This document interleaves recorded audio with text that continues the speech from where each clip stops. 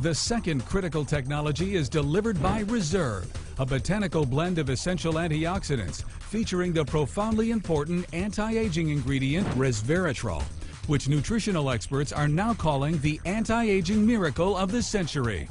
Reserve gives you more energy, it increases your immunity, and it decreases the heart attack rate, and it has a whole list of benefits. Reserve promotes a healthy immune system, increases your metabolism, and also assists in digestion, cardiovascular function, and helps to maintain healthy cholesterol levels. I am one of those aging baby boomers, and I want to stay young. And when I saw the Reserve, I thought, young on the inside, young on the outside. These two mice are racing toward the elusive fountain of youth. So why is the one on the right moving so much faster? He's running on red wine, or more precisely, resveratrol, a natural compound found in red wine. And the man behind the mice is betting that molecule is the answer to aging. We believe these molecules are working by activating these very ancient genetic pathways that control the aging process. Exciting, he says, because the genes are activated by resveratrol. The mice who received it lived 30% longer than the mice who did not. Probably if you wanted enough resveratrol to have the health-giving effects, you'd have to have a couple of 100 glasses of wine. Per day? Per day. Other studies showed that among mice fed a high-fat diet, those given resveratrol didn't gain as much weight as those not given the drug. Sinclair believes that resveratrol actually changes the physiology of the mice. The proof, he says, is in the post-mortem. Their organs looked pristine, youthful, fat-free, and their physiology was just like they were dieting, but they were fat.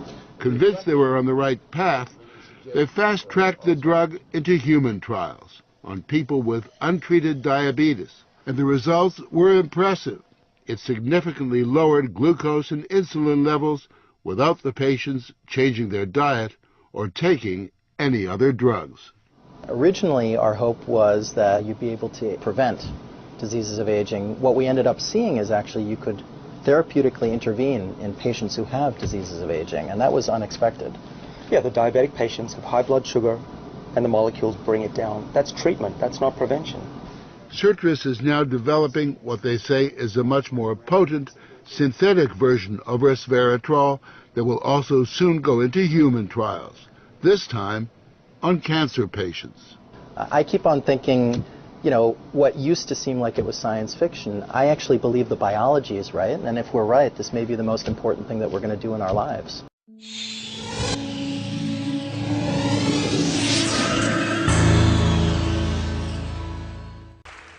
Good afternoon. There's a medical revolution happening all around us, and it's one that's going to help us conquer some of society's most dreaded conditions, including cancer. And the revolution is called angiogenesis. Now, one major part of the angiogenesis revolution is a new approach to treating cancer by cutting off the blood supply. We call this anti-angiogenic therapy, and it's completely different from chemotherapy because it selectively aims at the blood vessels that are feeding the cancers. So let me show you what happens when we put in an extract from red grapes. The active ingredient is resveratrol. It's also found in red wine. This inhibits abnormal angiogenesis by 60%. So there's just one more disease that I have to tell you about, and that's obesity.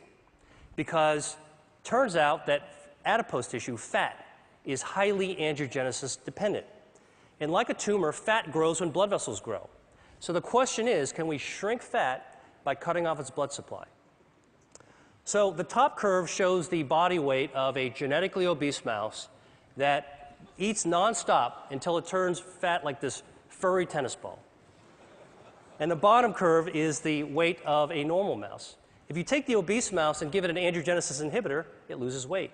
Stop the treatment, gains the weight back. Restart the treatment, loses the weight again. Stop the treatment, gains the weight back. And in fact, you can cycle the weight up and down simply by inhibiting angiogenesis.